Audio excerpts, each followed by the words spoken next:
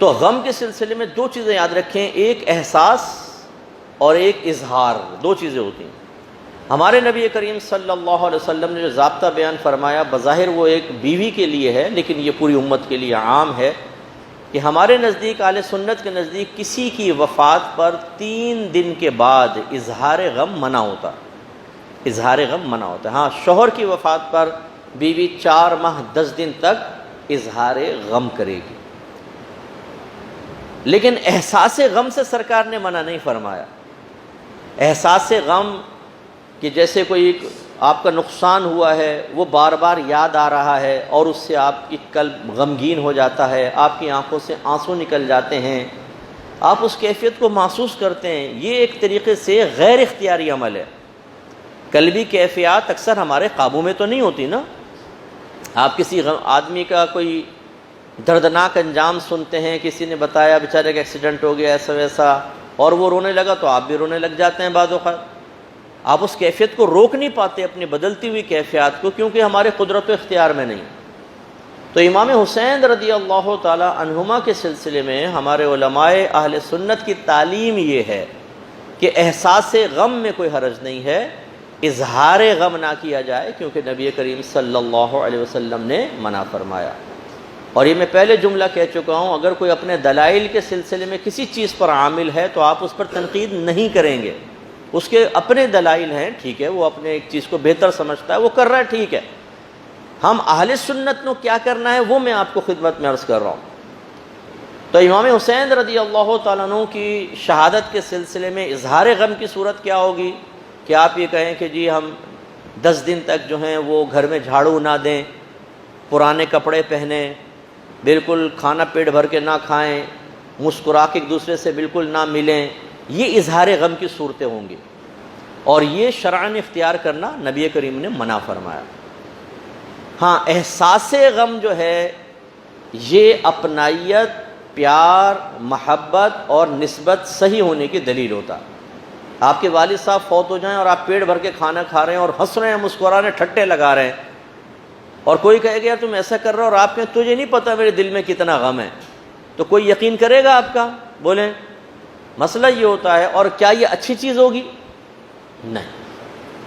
جس سے نسبت ہوتی ہے، جس سے لگاؤ ہوتا ہے، اگر اس کو تکلیف بھی پہنچے تو ہمیں تکلیف ہونی چاہیے۔ یہ میرے نبی کریم صلی اللہ علیہ وسلم نے مومنوں کی صفات بیان فرمائی کہ تمام مومن آپس میں ایک جسم کی مانند ہیں،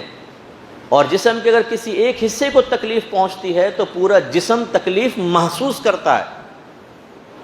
یہ تو تمام مومنین، اجنبی مومن کے بارے میں فرمائے۔ مثلا آپ کا پڑوسی اگر درد میں ہے تو آپ کو درد محسوس ہونا چاہیے۔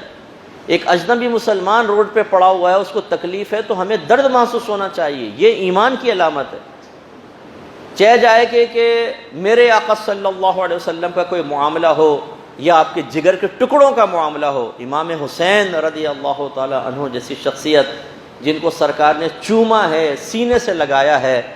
اور حسنین کریمین کے بارے میں ہی منقول ہے کہ ان کو کندھے پہ اٹھایا ہے سرکار نے، سجدے ان کے لیے طویل کر دیے ہیں، کیونکہ حجرہ ساتھ تھا حضرت علی کا، بچے چلتے ہوئے ہاتھ پاؤں کے بل، چھوٹے بچے ہوتے ہیں، وہ مسجد میں آ جاتا تھا بچہ، اور سرکار سجدے میں ہوتے تھے اور وہ آپ کے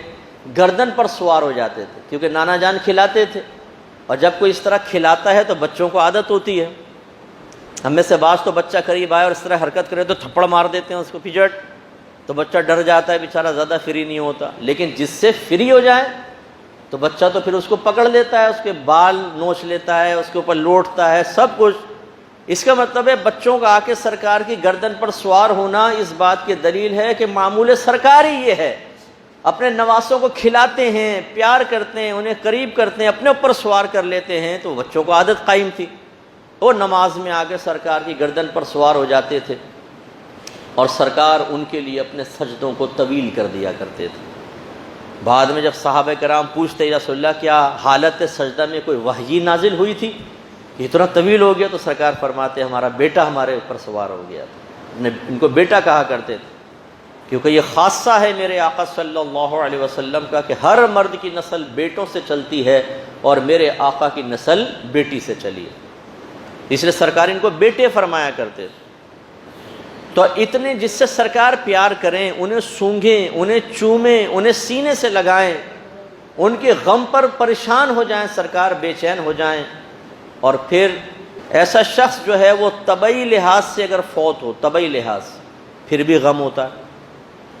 اگر آپ کے والد کا انتقال بستر پر ہو، زیادہ بیمار بھی نہ ہو، جدائی کا غم ہوگا کہ نہیں ہوگا؟ دوست فوت ہو جائے بیچارہ کوئی، اگر کسی کی زوجہ محبت ہو تو زوجہ فوت ہو جائے، شوہر فوت ہو جائے، غم محسوس ہوتا ہے، چاہے کوئی خطرناک طریقے سے نہ ہو، لیکن اگر بہت ہی خطرناک طریقے سے ہو تو پھر زیادہ غم محسوس ہوگا۔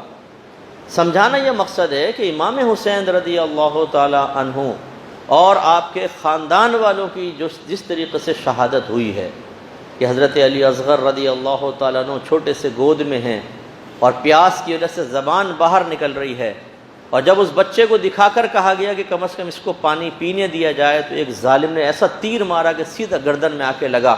اور بچے کے منہ سے بلڈ باہر آیا۔ آپ بتائیں کتنا ظالمانہ انداز سے یہ معاملہ ہوا، اور کون؟ آل رسول، نبی کریم صلی اللہ علیہ وسلم کا جن میں خون ہے، خون کے اثرات ہیں، ان کے ساتھ یہ معاملات۔ اور امام حسین رضی اللہ تعالیٰ عنہ کو شہید، اتنے تیر مارے گئے، نیزے مارے گئے، تلواریں ماری گئیں، اور آپ کے جسد اقدس کو ایک روایت کے مطابق گھوڑوں کی ٹاپوں کے تلے روندا گیا، اور آپ کے سر اقدس کو جسم سے جدا کیا گیا اور اس کو نیزے پہ بلند کیا گیا۔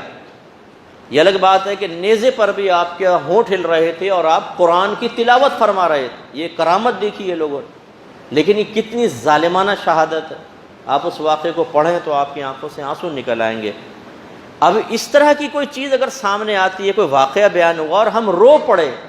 احساس غم ہوا، اس میں کوئی حرج نہیں ہے، بلکہ یہ ایمان کی علامت ہوگی،